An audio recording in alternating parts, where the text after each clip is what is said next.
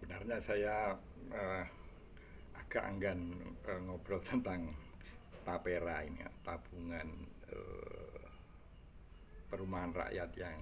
sedang ramai, sedang diributkan oleh banyak kalangan, baik kaum buruh maupun bahkan pengusaha. Karena ngobrol tentang tapera sangat rawan terhadap konflik kepentingan internal saya, karena saya juga sebagai warga negara Indonesia itu masih ngontrak, belum punya rumah, kemudian juga berdasarkan kalkulasi real itu juga eh,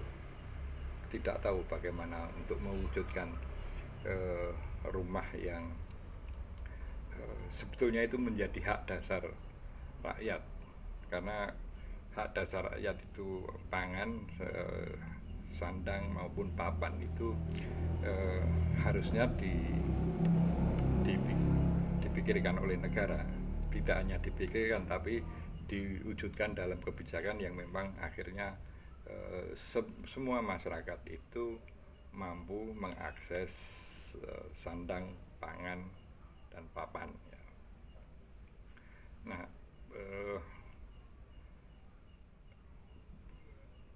spekulasinya macam-macam karena apa namanya, kasus Taspen, Asabri dan sebagainya, ini akhirnya masyarakat sampai pada satu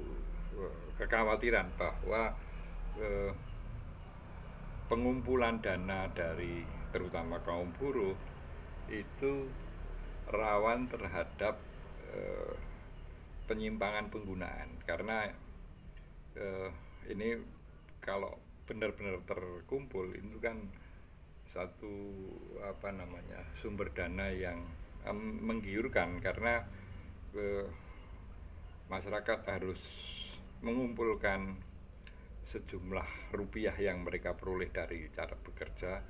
dan dalam jangka waktu yang panjang, dan itu tidak dengan serta merta bisa diambil meskipun itu haknya. Ini jadi satu masalah tersendiri, dimana ya sebagaimana kasus-kasus sebelumnya itu dana yang idle, itu boleh dikatakan idle, itu sangat menggoda untuk di dalam tanda kutip diproduktifkan, meskipun ujung-ujungnya adalah korupsi gitu ya. Ini satu masalah yang sampai sekarang belum ada formulasi yang jitu untuk mengamankan dana masyarakat yang itu sifatnya jangka panjang. Nah, sebetulnya kalau berdasarkan piagam hak asasi manusia itu, dimana papan menjadi salah satu apa namanya, poin yang harus dipenuhi oleh negara. Itu kalau misalnya ini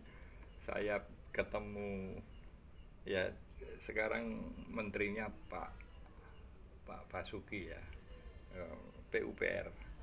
pekerjaan umum dan perumahan rakyat itu, kalau saya tanya, Pak,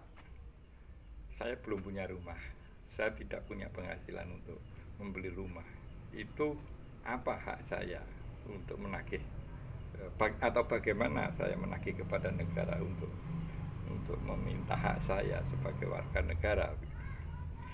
Saya yakin Pak Menteri nggak bisa jawab, saya yakin, karena kalau kita lihat beberapa